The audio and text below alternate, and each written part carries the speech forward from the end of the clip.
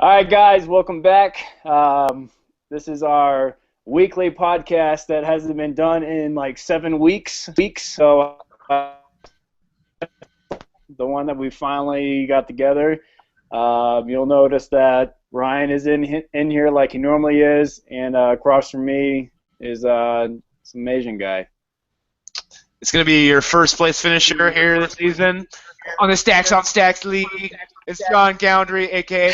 West Coast going Mach 6. Yeah, what's up with you taking my team name, by the way? Like, I understood you did like the weekly change, and then you just like felt the need to squat out my name. Yeah, I was just trying to be creative because I couldn't think of a good solid name for the whole league. I just decided to bite off yours and hey, go one step further. And just keep it. It's working out, isn't it? Oh, yeah. Well, the worst part is you did it in 2 leagues, so every single time I swap between the leagues, I keep seeing the team names. And I'm doing pretty good in that league too. Yeah, for now. But anyways, all right, guys. Well, like I said, it's been a little while since we did this. Just a bunch of different stuff going on. Fawcett's been pretty busy. John's been wanting to do one of these for a while, and I kind of hadn't really had the time, and really nobody else wants to do anything. So here we are, getting it back together. We're going to try to do something. But before we go anywhere, I'm going to go ahead and get the special guest and bring it in here. Really? Yeah, you see that? Yeah, you see that big guy? You should share your time with that because if he's not coming back, which we'll get to, but you know, your season's pretty much done. I called it. I don't understand why you think that. I called it week It's 9. not- We made the page. What page was that? Also, a big shout out to Mike for getting me banned from Facebook for a month for reporting a photo that I uploaded and made me. It's like the fourth time I've been reported, so I was banned for a month. I couldn't like, share, comment. So thanks, man. In all fairness, I didn't know you were going to get banned. I just reported you just to mess around with you, and then next thing you know, you said, I got banned, and you were all pissed off about it. I mean, a month is a long time. Like to look at stuff on Facebook and click like, oh, had a baby. I mean, it's not something I normally like, but if I wanted to, I couldn't. Well, maybe you should think twice before you put slandering photos of me on the internet. Yeah, it was a screenshot of a conversation we had. I don't know how it was slanderous. It was a screenshot of a conversation I had whenever I was drunk and pissed off. Yeah, it was very racist. My dad. Well, it was just directed at you, that's all. I remember you also talking a bunch of crap about black people, but that's besides the point. Let's move on. That is not true. You know that's not true. Anyways, let's keep it going. All right, keep it going. What did we say we were going to talk about first? I guess we should do a recap. What's our 7-week recap? What has happened? Osborne and Billy have both tanked, but I guess I can't completely say all's been bad for Billy. He did score a win against me. That was kind of the worst part is whenever I saw the matchup coming, I was like, who's he going to get the win against? And I was like, well, it's probably going to be me. It's usually that's how my luck's been going. And the fact that my trade got squatted on 3 times, and by the time it got approved, I was already past the deadline because Peyton played on Thursday, and I pretty much ate dirt that week, and it didn't help that Sanders went off for like 150 and 3 touchdowns on Thursday night. So, Lots of excuses going around. Yeah. That's really what happened. So like I said, Billy, Osborne, both eliminated. I think we say that, but even if I pulled up the stuff, I'm pretty sure even if they won out, they would only be like Osborne would be 5-7, right? Yeah, what, 3 weeks left? Yeah, he'd be 5-7 if I'm not mistaken. If that's the case, he would still fall short because there's a lot of people that already have 5 wins. So there'd be no. He's already been eliminated. I think he pretty much had to win out like 2 weeks ago. So. It looks like Solace, if he loses, he's pretty much out too. And I'm playing him this week, so you might as well pack your bags, bro. You're out of here. He's actually not done yet. He actually made a trade last week. After I beat him this week, he's done. Okay. All right. Well, we'll get to that later. Let's see what else has happened. Tons of trades, tons of no trades. You Dick Bags pretty much got me trade embargoed for probably like 5 weeks. I don't know anything about that. Yeah, I don't know. Hey, so can you give me some insight? I want to know who the affectionate Vito 6 that's out there. So I know it's you. The I know Vito it's 6. you, Swing Boat Fish, that only takes about 4 text messages for him to go, yeah, you're right, and then swing his vote. Keith for sure. Tilla, always on my dick every single time anything happens. Who else is out there that doesn't really enjoy my stuff? Greg always tells me he never looks at the trades, but I think he's doing it. I'm looking at the people that we got in their league right now, and I feel like everybody would, justifiably allow a Vito to trade depending on if it was equal or not. So you're trying to take the PC route right here? You got Le'Veon Bell for Peyton Manning. I mean, you should be happy with what you've done so far. Well, got I don't Adrian know, man. Peterson, but number 1, number 2, you get a good deal. Number 2, yeah. Was that like a dig because I haven't had Peterson since that 7 points he gave me in week 1? Yep, snitches get switches. We'll talk about that too. So let's see what else we got on the recap. Surprise teams that have kind of took it to another level. Last year was the biggest surprise for me when Fish basically was Alshon Jeffrey 3 touchdowns against the Cowboys away from playing me in the championship game. And then he's just carrying it over this year, man. He's got a solid wide receiver core, and he's pretty much holding it down over on the west side, if I'm not mistaken, because that's you and Fish at the top. On the other side, I'm pretty sure it's Ostad and Nate that are over at the top. So Nate's still in there. He's obviously won the championship 2 years ago, lost to me on a miracle field goal kick last year. He's just kind of keep trucking along this year, so he knows how to build a good team. I feel like every year, including this year, I'm just looking at points against, and he always benefits from the easiest schedule somehow. I guess next to Greg again. I do remember that last year. Yeah, I kind of remember something like that happening last year. I can't really complain about that too much. I mean, even though me and Fawcett are sitting 1-2 against most points against, he's got a better case than I do because my points are pretty pitiful. So that portion is looking kind of bad for me. But, yeah, so right now Fish is kind of, Fish, we kind of labeled the Mitch of the league, and then he's kind of turning that label around and actually showing that he kind of knows what he's doing. Even though he's still... Even though you always call him the retard / new Mitch of the league, he's in second place right now. I call him the new Mitch of the league, but I think I have to drop that title because he's actually holding it down a lot better than a lot of people, including me. So rumor has it that he's the head of all these vetoes too. So is that the rumor you're putting out there? Because I'm pretty sure it's you and that's Keith. Word on the street. No, it's not me. Anybody. Yeah, it's not you at all. I got better things to do than veto your trades, man. Yeah, right. Okay. Counting down. Look at my lineup for the week. Watching the same commercial of Shady McCoy dance around. Yep. Yeah. All right, so those are pretty much your 4 big contenders right now. Fish has kind of been the biggest surprise to me. Nate and Ostad doing good. Doesn't really surprise me. Ostad lost to me.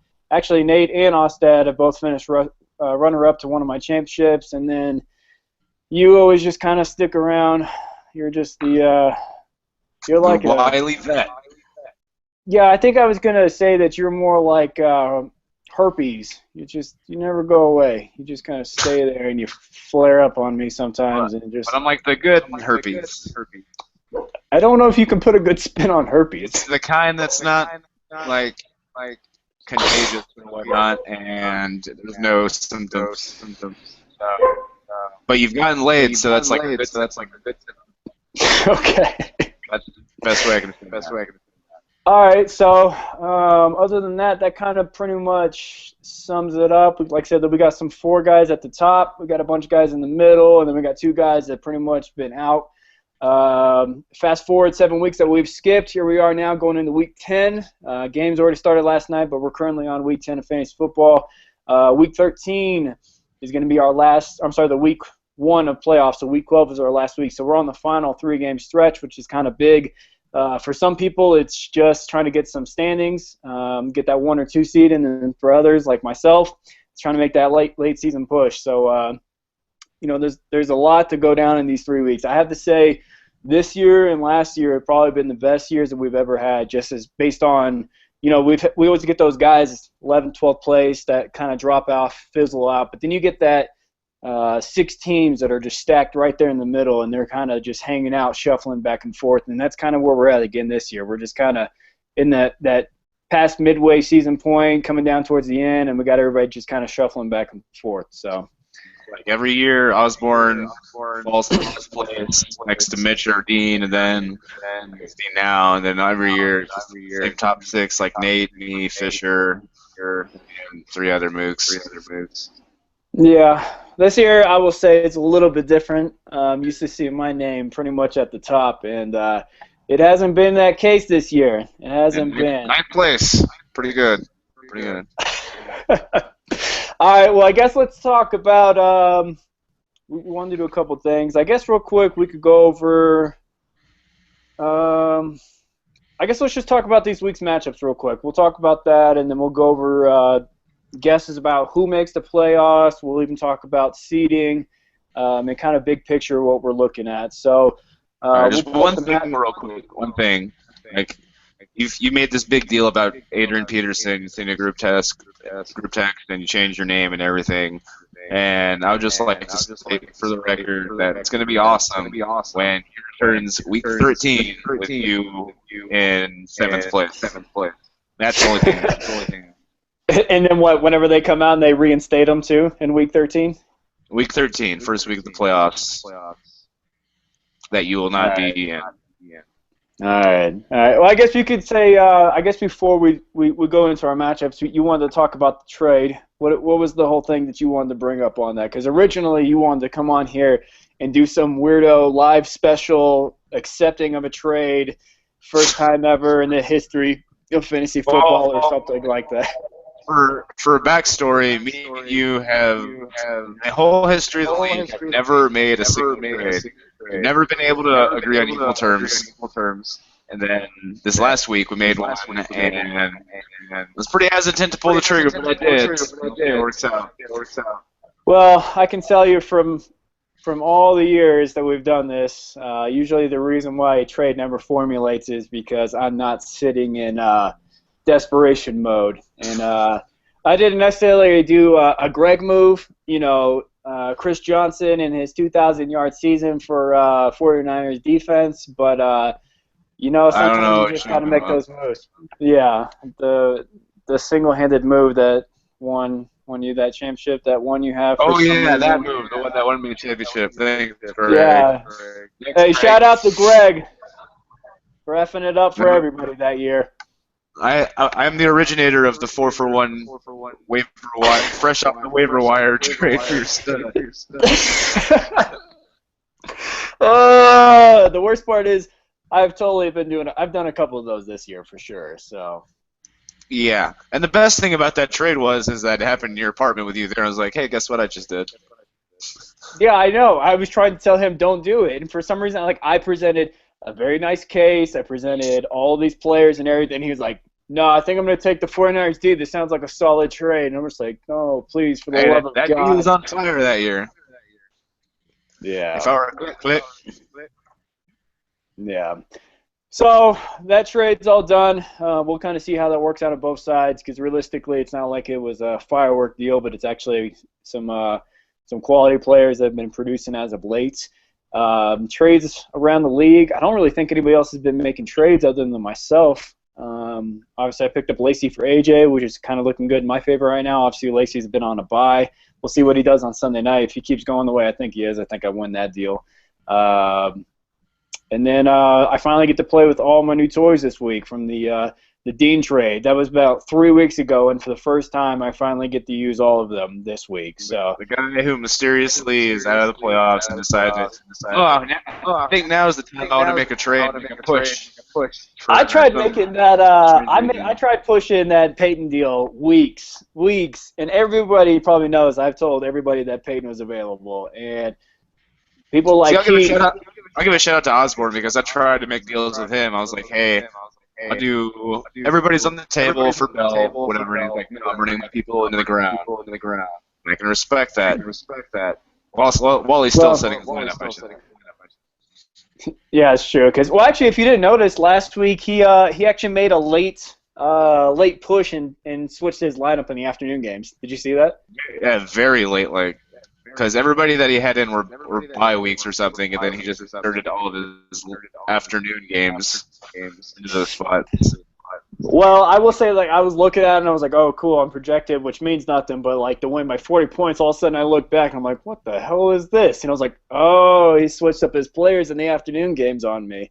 I don't know if he's going to do that this week. I think last week he was doing it to kind of see if he'd actually hang around, and I think he might have actually I think he already did fantasy suicide. I think it finally happened.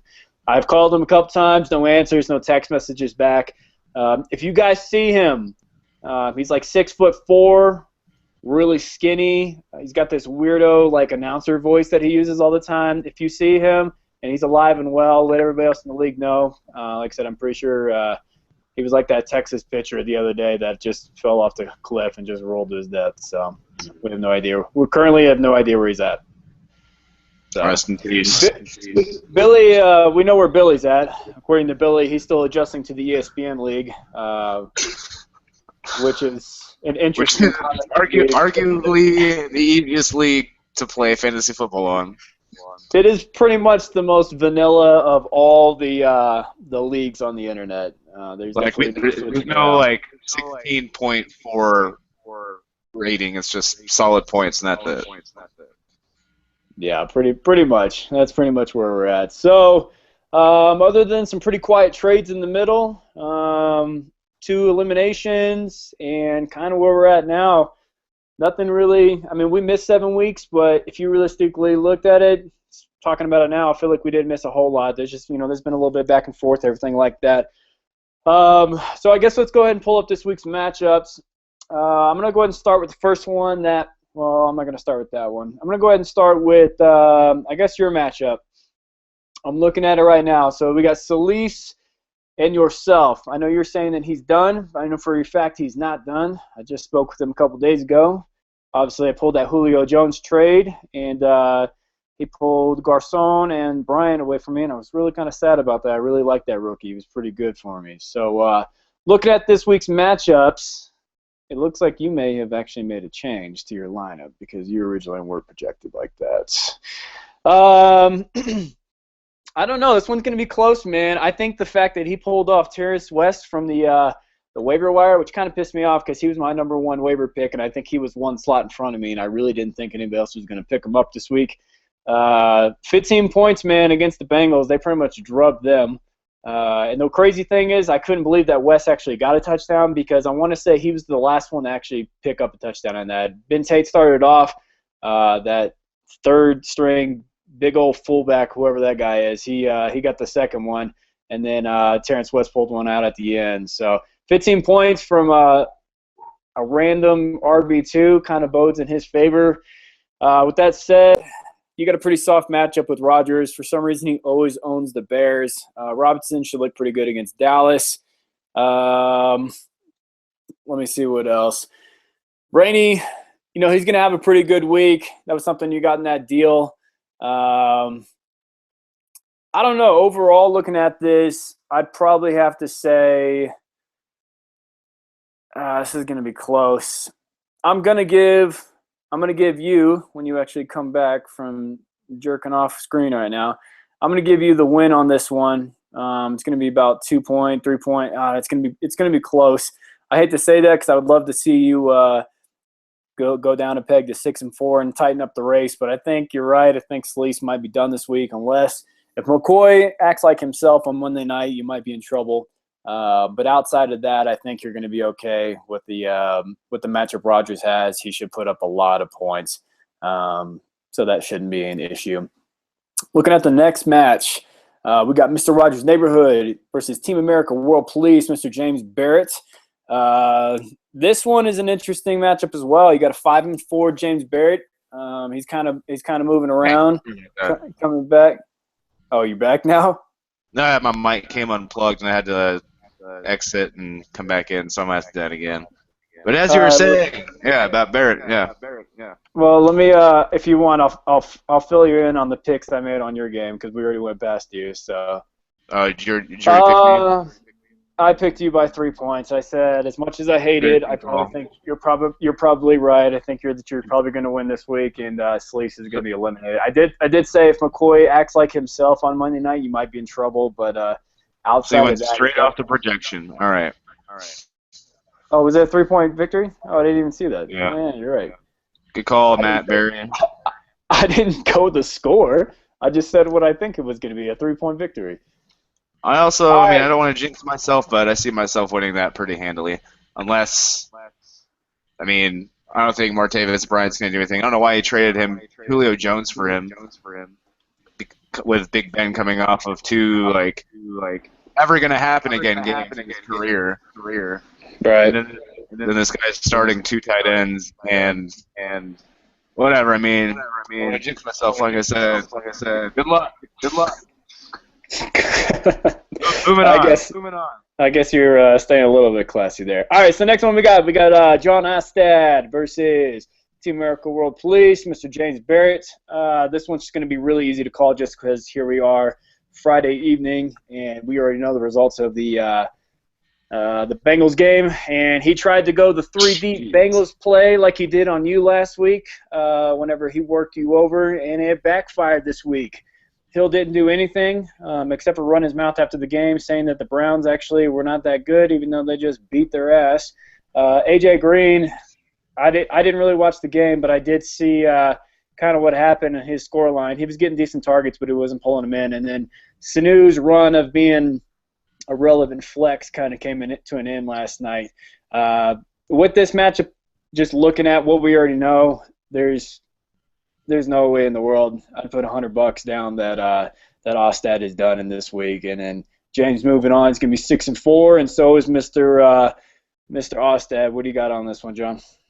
I was wondering why you're still holding up the trophy, Yeah, you gotta know. Hey, so Fawcett said when I brought it on here, he said, "Where's the trophy at?" And I was like, "Yeah, you're right. I don't even have it with me." That's why I haven't been winning.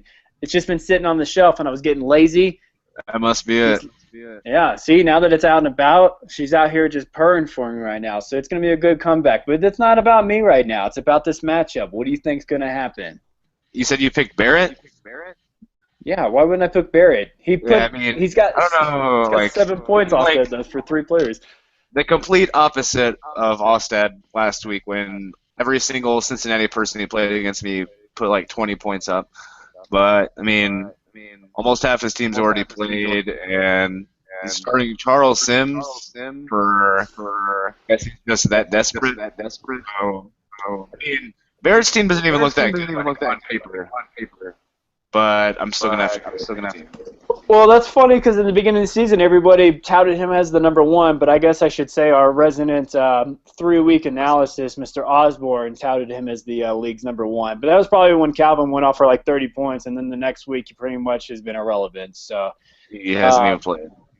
Quick shout out to Ostad. He found out we were doing this podcast, and I think he was a little worried that we were going to put him on blast for his team. But realistically, you just had a bad week. That's all it was. Yeah, it wasn't going to be like that. Because if anything, it's a sweet playback for whenever you just beat down John with the same 3 players. So I would have ran the dice again, especially by 3 points.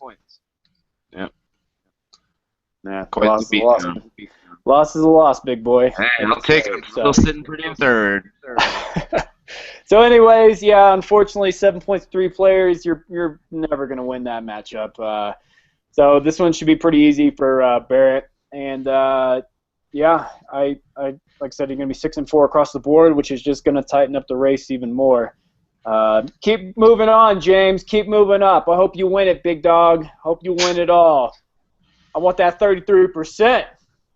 Yeah, does everybody know about this deal you have with the Barrett? Yeah, so James lost a bet with me preseason.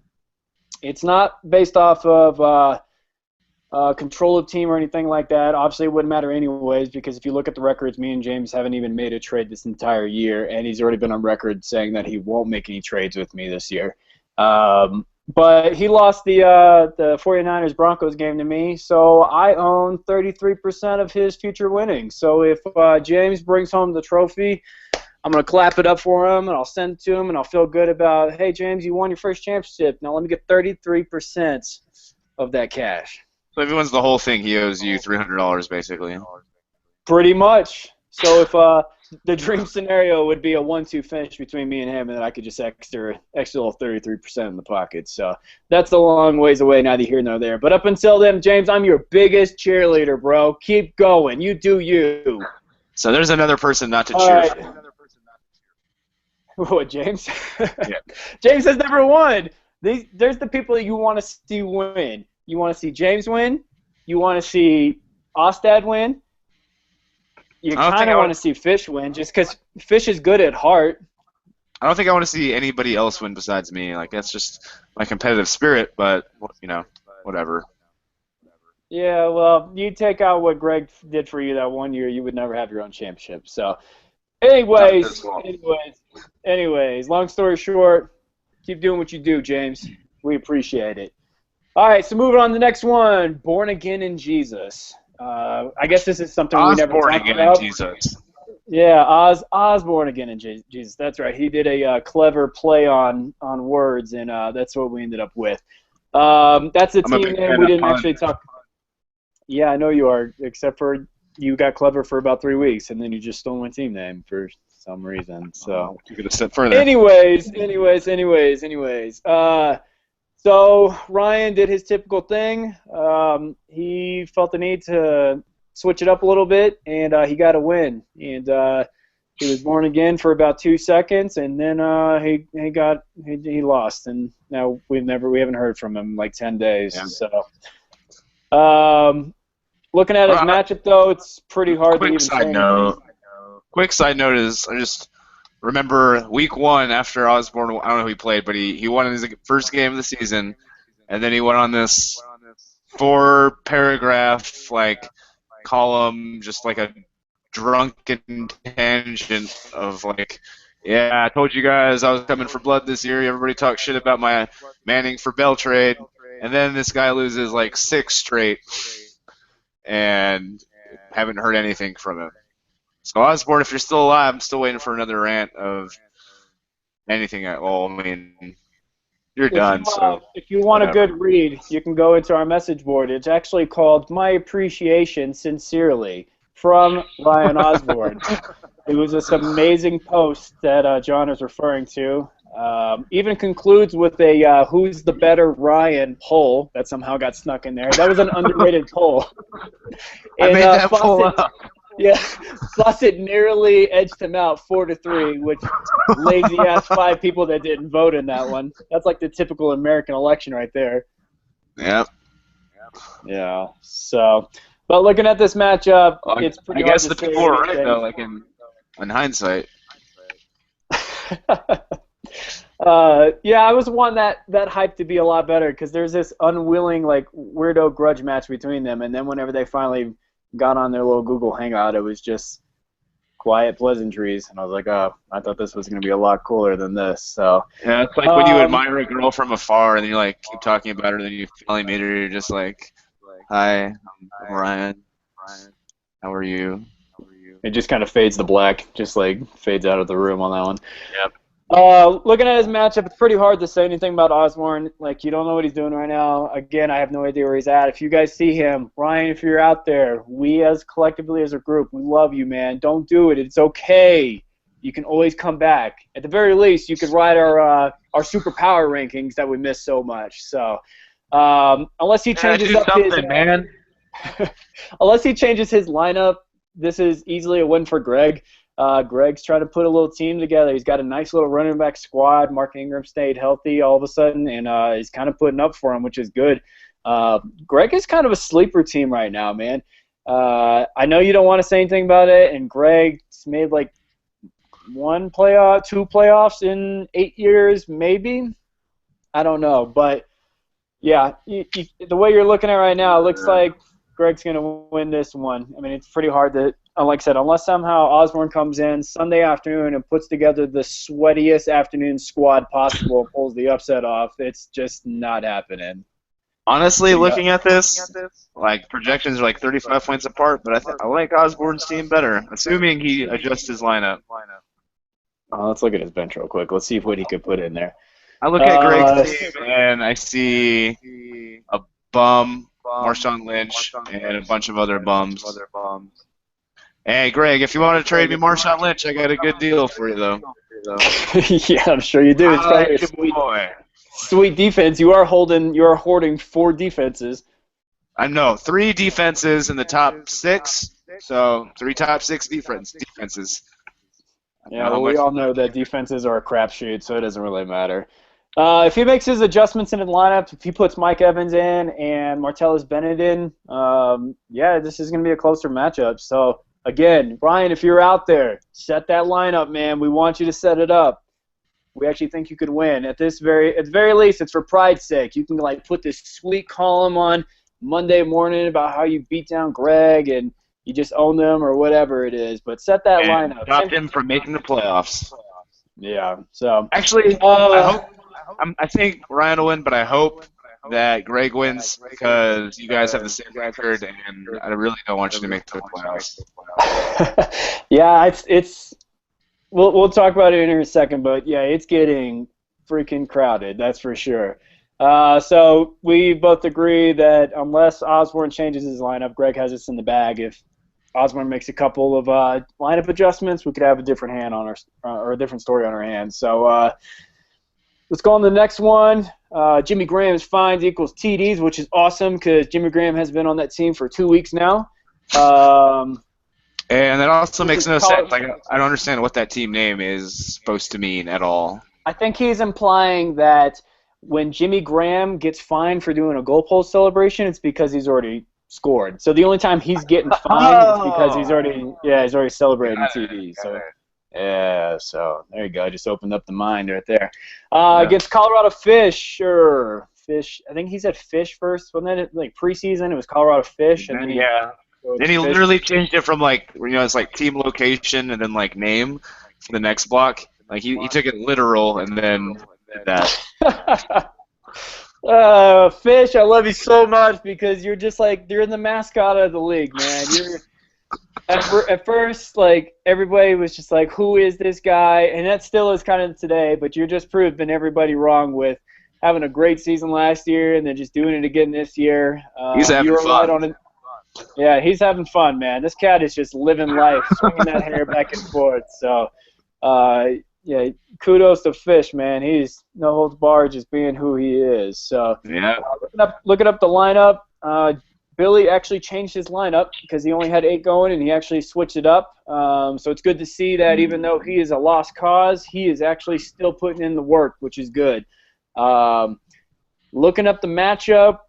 That soft matchup against Oakland for Denver could be really bad for Fisher, especially if Manning and Sanders go off again. If that's another 3-touchdown day, I think you're going to be kind of hurt. And the only thing that's going to offset in this match is Fisher does have Julius Thomas, which is Peyton's favorite red zone target. So it's going to be kind of interesting. I inquired Fish this week if he actually wanted a quarterback. He told me no. He's confident. He's going with Blake Bortles. He says, hey, I'm going to get my points this week. Yeah, he said, Big Daddy Blake's going to hold it down for me. I'm going to get my points, and I'm going to get a win. And I said, okay, you're really going to go on record? And he said, put it in the books. I will beat Billy and go undefeated the rest of the year. So it's something. Sounds like a thing that you would say. I will say I miss all the AJ winky faces, man. Those were fun for the first little while, even though they kind of pissed me off just because I had him and he just kept sitting on the bench for 3 weeks. So. But leave it up to Fish. I hear some really funny stories from Osborne.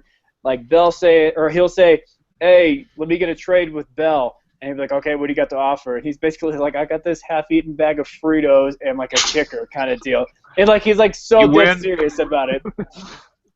He's like so dead serious about this trade. And he's like, that's why Osborne got so pissed off. Made some trade offers to me, and then I just stopped asking him.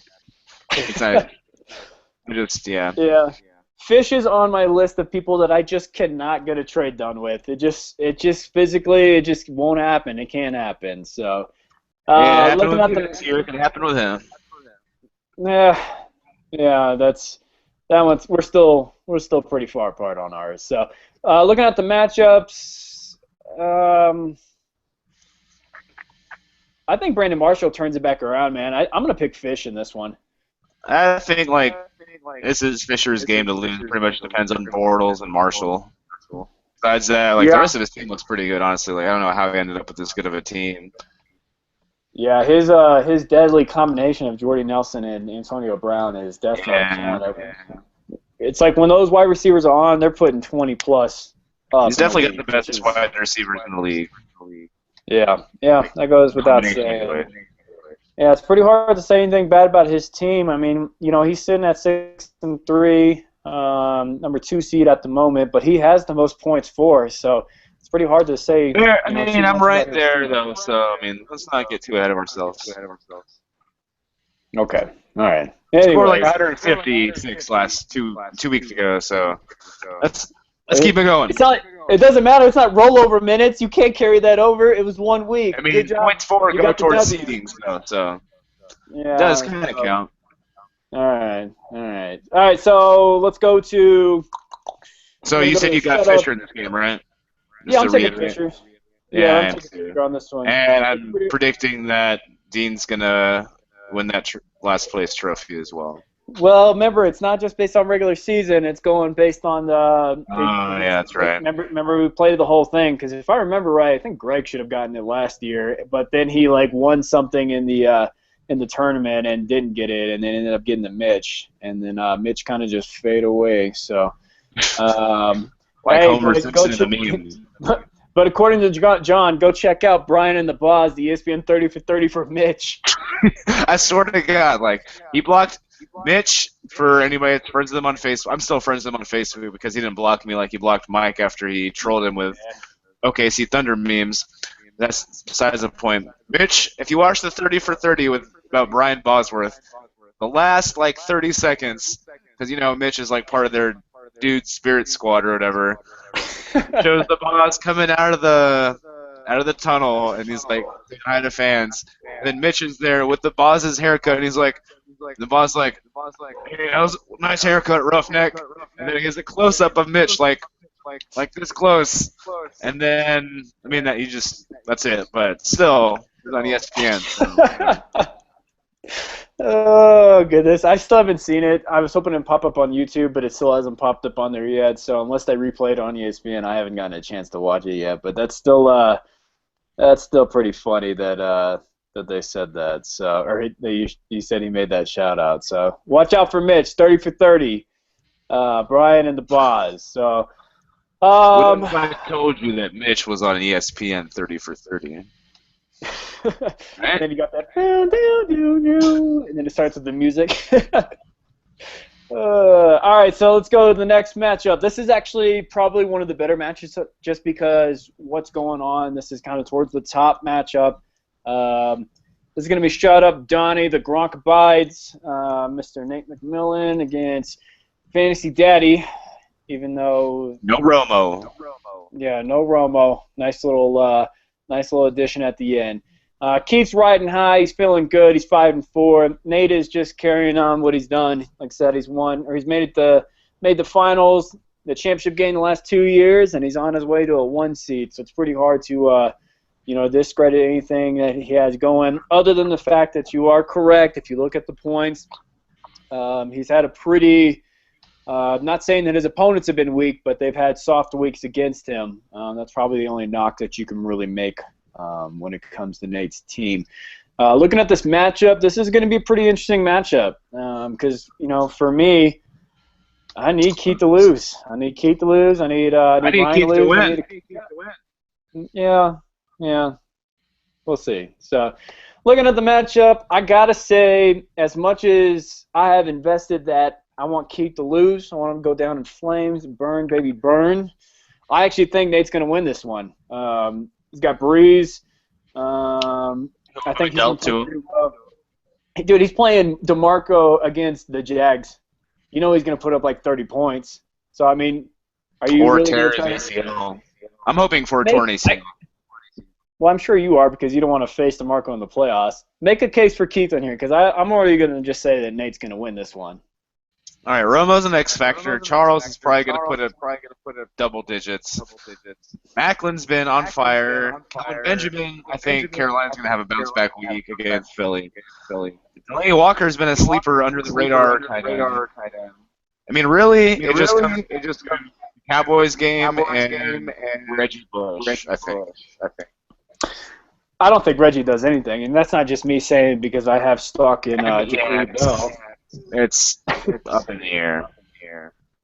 Bush has just been so washed this year. Considering what he did last year for the Lions, he's just a shell of himself this year. And just with injuries, and they don't really need him. They got Theo Riddick, and then they got obviously they have Bell back there. So I think he's going to kind of fall out of favor. And yeah, playing Romo is a bold move to me because if I'm the Cowboys and I'm going to that game, one, I'm not pushing for Romo to get back there. Even as bad as Whedon played last week, I'm not pushing for Romo to get in the game. They're playing against Jacksonville.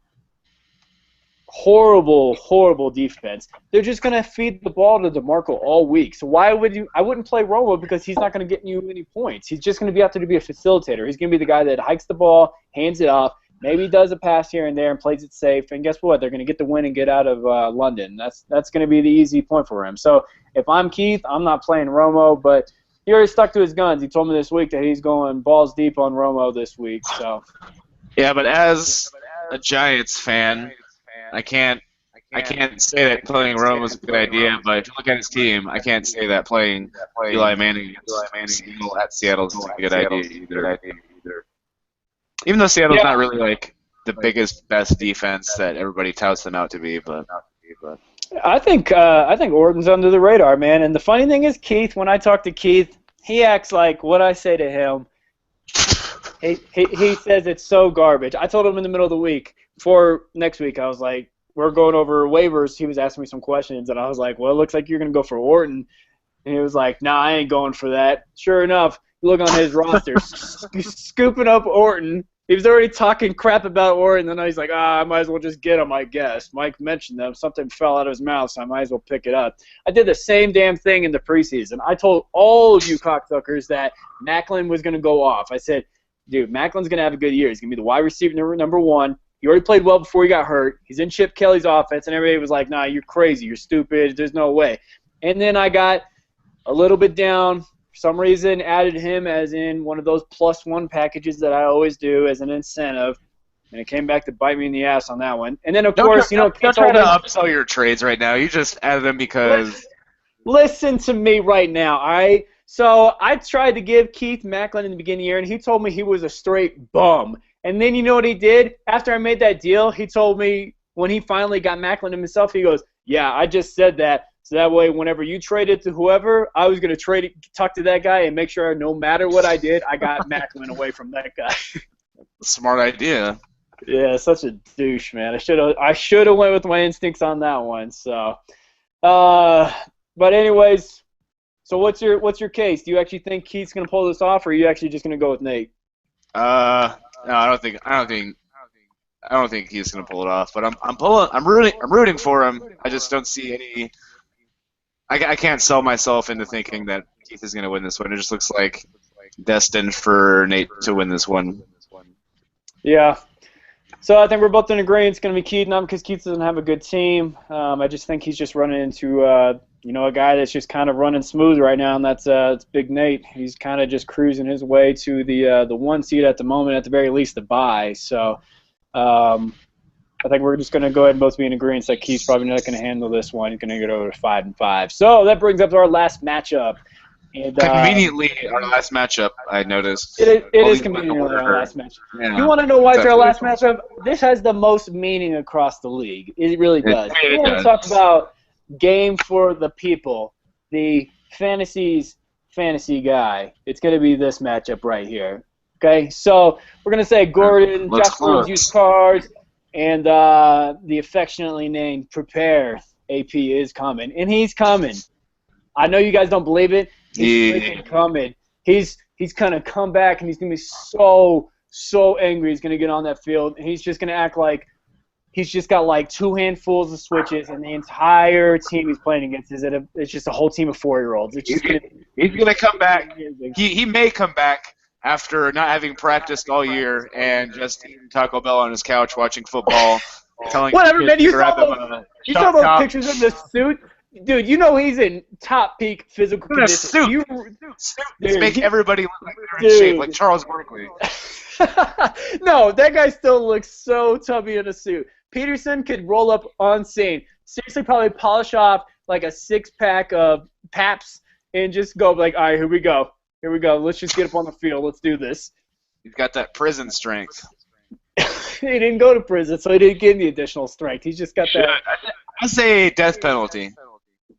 Yeah, I'm sure you do. You probably say that you want me to get the death penalty as a fantasy owner. I know for a fact. I know all of you mother truckers are making sure that I know everybody wants me to miss the playoffs so bad. Nobody wants to say it. I know you'll openly say it. I talked to Fawcett about this. I was like, man, I know none of you will actually come out and say it, but everybody's looking every week and saying, where's Mike at? What did he do? Oh, hell yeah, he lost last week. Here we go. We're only 3 weeks away from him finally being eliminated. It's not going to happen. Not this year. I'm going to do what I always do. I'm a fighter. I've never missed the playoffs. In 8 years, I've never missed the playoffs. Me neither. So this is the first year that you're breaking the streak, and then I'll have the longest streak. Sweet. Really? I've never missed the playoffs. All right, well, we'll see what goes on. Let's get into the matchup before we get all crazy about this scenario. Game of the week. Here we go. Let's see. This is game of the week for a couple things. Just because I'm at 4-5, Fawcett's at 5-4, this could be a huge swing in either direction. I talked to Fawcett earlier. True. We're doing a little texting back and forth. This is a big game for both of us, man. I'm in the mindset that I got to win all 3 remaining games, even though realistically, depending on the way the chips fell, I could probably get away with just 2 wins and 1 loss. But I'm already in the mindset I need all 3 wins. It's got to happen, or I'm pretty much done. And for Fawcett, he honestly feels that if he loses this game, he's going to get bounced from the playoffs. I don't see it that way, but he's pretty much in a win or go home scenario in his own mind as well. So coming into this week, I like a lot of things. I'll tell you what I like right out the gate. I love the fact that I got Matt Ryan and Julio Jones as a combination pickup for me right now. I love the fact that they're playing Tampa Bay. They're not at home, but if anybody remembers, they sure did put up 52 points upon them last time they played. So I'm kind of liking that.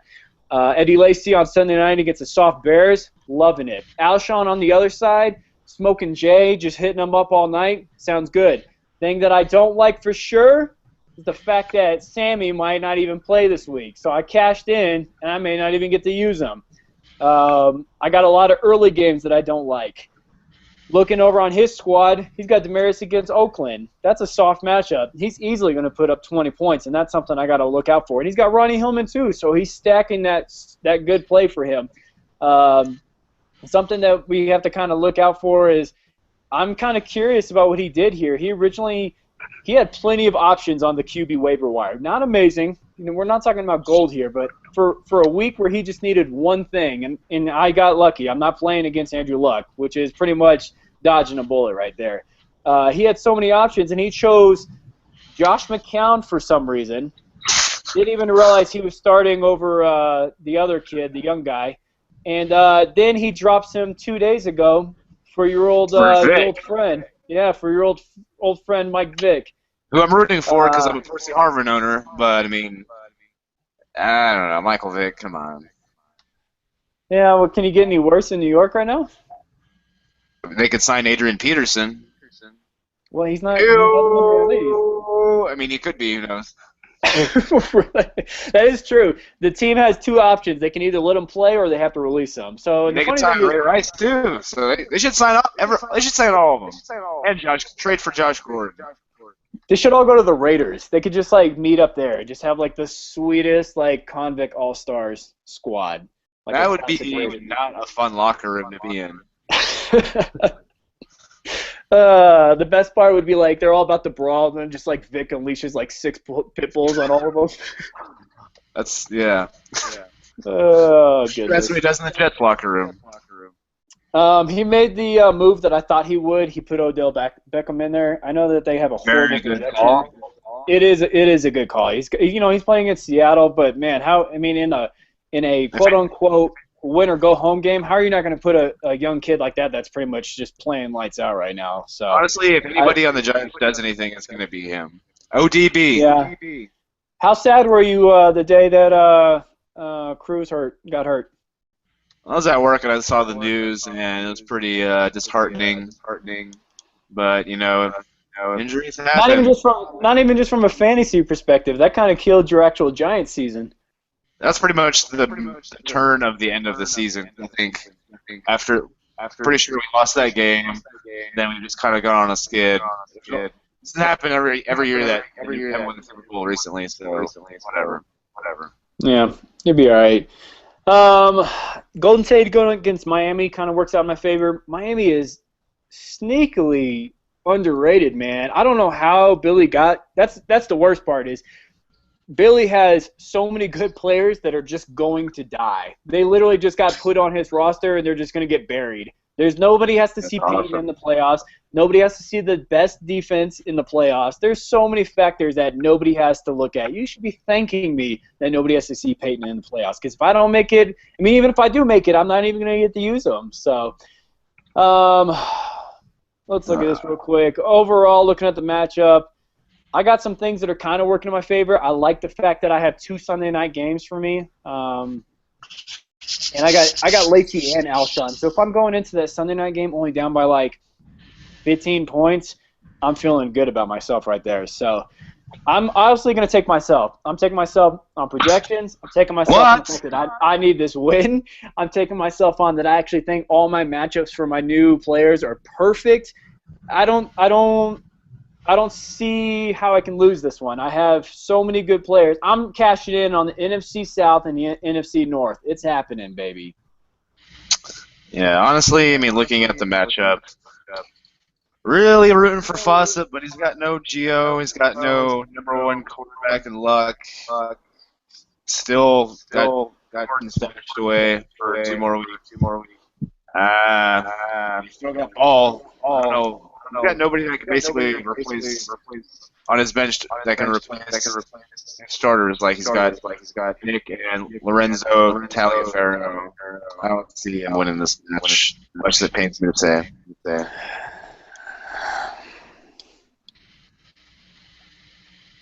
I don't know, man. It's just so nice having this guy. There's any consolation. This is going nowhere, man. I'm telling you right now. I'm making the push. This is going to be, when I win my 4th championship, in 5 years I might say, when I win that 4th championship, it's going to be the sweetest of them all. And I thought that it couldn't get any sweeter than last year. Watching Tucker get that field goal, that was probably one of the best fantasy football moments I've ever had to experience. But if I can actually beat the odds, beat the fact that my own players beat their kids, and actually somehow make the playoffs, it's going to be amazing. God. This is the week that I just keep it moving. Last week, unfortunately, Osborne had to go against me, and I didn't even have that great of a week, but just being Osborne, I got that win. So I'm on a win or lose mode. I got to win all 3 games in my mind. Even with the way everything's going, everybody's shuffling around. I don't have points for me. If you look at my points, they're bad. I'm not even going to, try to make a case for how bad my team has been this year. I'm pretty sure I'm ranked at the bottom. I actually think I'm making 7th as far as points for goes for me. So if it comes down to a tiebreaker, I'm screwed. I got to get the wins. Got to get the wins in my bag. If I can pull this out and I finish 7-5, you better bet and believe I'm going to be in the playoffs, and I'm going to keep going. I'm going to keep pushing. This trophy's going nowhere, man. It's going to stay here with me. Yeah, I'm coming there for New Year's Eve, so I'll just be there to pick it up. You don't have to mail it or anything. I'll save you the shipping cost. Oh, goodness gracious. That would be horrible. Just get my engraving on there. That's all I ask. There would be nothing worse than actually having to present you that thing in person, for sure. We'll videotape it. Don't worry. Whatever. We should totally do I don't know why we don't do this more often. We should definitely do, if we actually did something like that, we could totally get everybody, take 15, 20 minutes out of their day, and then we do like a massive hangout. We could actually do that. That would actually be kind of fun to actually get some interaction, because I know everybody text message here and there and maybe does a Facebook or something like that, but like other than this, nobody really knows. You know, some people don't even know each other face to face, so it'd be kind of fun to do something like that. So I don't know, something to think about. Let's talk about the seeds that you want to look at, predictions. I guess we can just look at the predictions of the next 3 weeks, how we think it's going to play out, how the players are going to go. Before I say anything, me and John did realize something that we did not know, and I'm 100% sure that this is an ESPN standard league change that made that I didn't even know about. Previous past, the way we would do it, when we had 4 people make the playoffs, and then last year when we had 6 people make the playoffs, it was always the top 6 goes, no matter what. It doesn't matter. The only thing that's different this year is seeding. For some reason, the division winners are going to be seeded 1 and 2. Because somebody asked me the other day, hey, I'm in 3rd place, but I'm actually better than the guy that's in 2nd place. And unfortunately, with the way ESPN did their standard leagues this year, whoever wins their division is automatically the 1 or the 2 seed. There's nothing I can do about that. It's just something that they switched up on us, and that's something you need to be aware about. So that way, you know, top 6 still make the playoffs, but as far as seeding goes, 1 and 2 is going to be for those division winners. So it kind of sucks, but unfortunately that's the way it happens. So with that said, looking at a 3-week in the future, I still think Nate's going to get that 1 seed. I know you're probably going to say that you can somehow get the 1 seed, which is true because it's 7-2, 6-3, 6-3, 6-3 when it comes to the top 4 people. Realistically, even the 5 and 4 people have a chance of trying to get a seed at this point, just because we still have 3 weeks and anything could happen. But with that said, just the way everything's going, I don't see how Nate's going to give up that 1 or at the very least a 2 seed. And then in our league, who knows what? Oh no, did we lose him? I think we just lost. John. Let me see if I can. Nope, hang on, he's coming back. He's coming back in here. You getting crazy on the other side over there?